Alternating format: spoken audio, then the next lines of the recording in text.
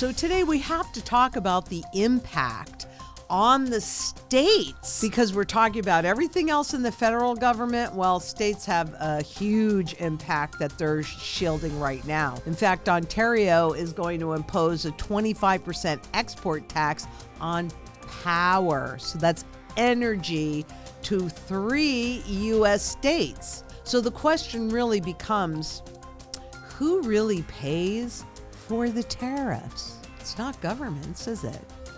If these tariffs persist, or if the Trump administration moves forward with any additional tariffs, Ontario will apply a 25% surcharge on the electricity we export.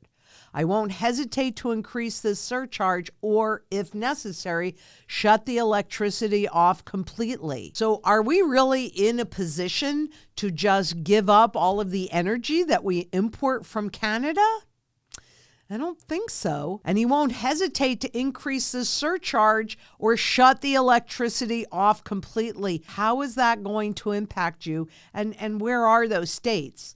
Well, it would impact 1.5 million homes in Minnesota, Michigan, and New York. So if you're in any one of those states, you might want to pay more attention to this and see how. This is why I'm talking to you about the mantra, right? We need to have security in all of those areas in order to have a reasonable standard of living. If your energy is cut off, what does that do to your standard of living? Kills your food if you can't keep your refrigerator and your freezer going, but it really has an impact. Are you energy secure?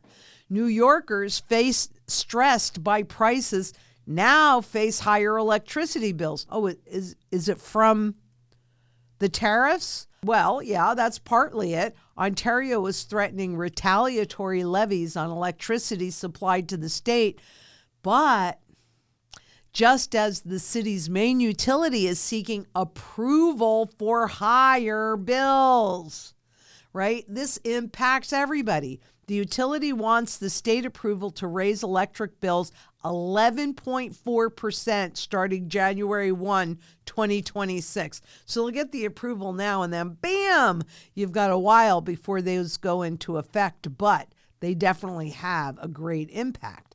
Even natural gas bills would climb even more, 13.3% if regulators agree. Wait a minute, isn't inflation like 2.5%? But yet your energy bills are going to go up 11.4 to 13.3, and that's not including the tariffs. That's not including the tariffs. You got to think about this, because the price increases are passed on to the public. Of course they are. They have to be. Can the public absorb this? Can you absorb this? Smallest U.S. firms slashed payrolls last month. Well, the small firms supply a lot of the jobs for the average person. So that's a big problem. Small businesses cannot afford this. Hey, if you're being backed by Wall Street, you don't have to make any money. They'll still support you. But a mom and pop must make money in order to stay in business and pay their bills, let alone themselves.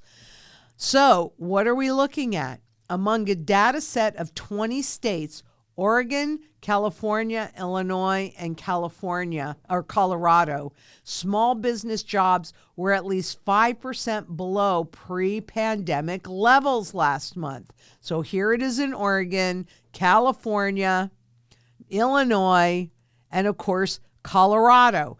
You can see that that's a problem. So, is everything hunky-dory? No. And in the jobs front, what they were trying to generate, which was fewer jobs, I believe we're getting that now. And how's that going to impact everything else as well? The declines were broad-based, showing up in all 12 employment sectors included in the survey.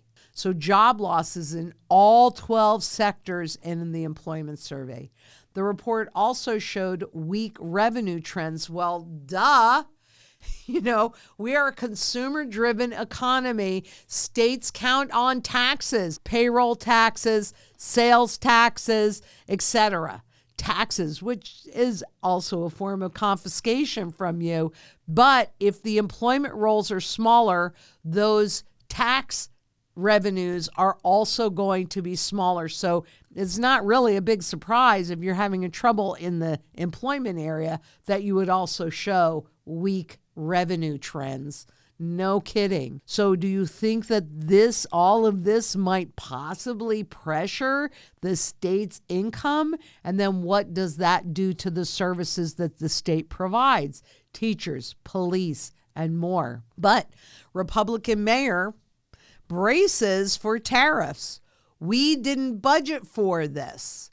Well, no, they didn't budget for this. And how will those tariffs impact the states? Because right now, does your state tax revenue compare with its long-term trend? I thought this was really interesting because overall, before the tariffs go into place, you're already looking at a decline of 2.8%. Total state tax collections were 2.8% lower than the 15-year trend at the end of Q2 of 2004, which was the most current data that I could find on this. So that was already happening well before President Trump came into being. This is definitely not all on his shoulders. One person didn't create this mess. One person is not going to end this mess. But the sales tax revenue adjusted for inflation and seasonality, you can see it. The tax collections underperformed their long-term trend in 38 states. So the long-term trend is up, but their revenues are down in 50 states. This is not a good trend with what we're facing in terms of markets and consumers. Look, all of this back and forth, no, do I think that the normal person is paying attention? No, actually, I don't. In fact, believe it or not, I had a conversation with my daughter, Megan, the other day. And I said, Megan, are you seeing everything that's happening? And she said, you know what, Mom? I'm just so busy that I don't have time to pay attention. And I would say that that's true for most people. Now, she's in a kind of a different position because I'm her mother, so she knows that things are taken care of. But I would say that that's true for the lion's share of people. They're so busy just trying to make ends meet and working and trying to keep their families fed and intact and everything they need, that they're just not paying attention. But I'm telling you, ignorance does not make you immune. It just leaves you vulnerable. I don't want anybody to be vulnerable. That's why I believe it is so critically important to be as independent and self-secure as you can. Food, water, energy, security, barterability, wealth preservation, community, and shelter. Please, people, please get it done. It's just critically important that you do that, because if the long-term trend before the tariffs and before the additional inflation that we're going to be feeling, if that was already impacting the states, then that means that what the states provide, again, police, teachers, and more, it's going to be a problem. And especially in some of those states like California and Florida, where they are the insurer of last resort as well, I'm telling you, huge problem. And that's why you've seen so many states begin to reinstate gold and silver as sound money. So you guys know I am part of the sound money movement. I'm on the advisory board, and they have a phenomenal legislation tracker, because I'm going to suggest that every single person that's watching and anybody else that you can talk to gets involved in this and takes the taxes away from gold and silver. They put the taxes on there. I mean, they put the inflation tax on the fiat money, but they put visible taxes on gold and silver because they don't want you buying it. They don't want you holding it. They don't want you protecting yourself. I say do it, because it's the only way that you're going to be made whole. So where are we? Well, as you can see down here on the bottom, and I'm just going to focus on the green lettering. So and the gold lettering. So 6 states actually have legal tender laws fully in place. You've got 19 states that have active legislation. I put the link in here so you can go and see if that is your state. And I've been told, and I believe this because not like I really know how to do this, we're learning it together, that handwritten letter is the most effective because they don't get those very often. So why don't you take a look at where your state is in this process and encourage this legislation? Because this is about protecting you. And that's the state's jobs. Originally it was. I mean, the individual was at the head. Then you had the states that was supposed to protect the individual rights. And then you had the federal government that was supposed to protect the states to protect the individual's rights. And that's been flip-flopped. We have to take our rights back. We have to. And the only way that I see to do this is to promote gold and silver as legal tender again and remove that taxable event. It's ridiculous to tax money. Ron Paul said that. It's ridiculous to tax money, but they do it to keep you away from it. That's their perception management. And I say that we have a choice right now, and we should all get involved and letting your state representatives know that you want sound money back in the system. And that's on a local basis. On a global basis, if we convert our fiat into sound money, guess what we have the opportunity to do? If enough of us do this, we could have the opportunity to have a say in the next monetary system. And that's what I'm really fighting for the most. Because otherwise, they have us going into a full surveillance currency.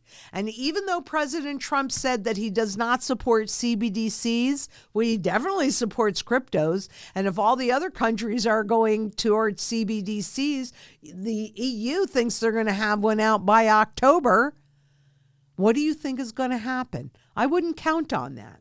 I'd become my own central banker. And what that means is that you build your gold and silver portfolio and you hold it. So it runs no counterparty risk and it protects your purchasing power and it protects your rights. You want to keep your freedom in your choices? Hold gold and silver outside of the system. And it truly is that simple. So make sure that you give us a thumbs up for a like, subscribe, please. It helps the algorithms. And let's have this conversation. I want to know what your thoughts are. So type in the comments section and let's have these conversations and come and see us on Tuesdays. That's the great place to come and have the conversations and bring your thoughts, bring your concerns, bring your fears, bring everything. Let's have this conversation so that you can make educated choices that put your best interest first. We've got to support the states in getting gold and silver as legal tender, removing those taxes, because if enough states do it, we can pressure the federal government. And I absolutely 100% know. Together, we can make a positive difference for a lot of people. Join our community. Let's make that difference. And until next we meet, please be safe out there. Bye-bye.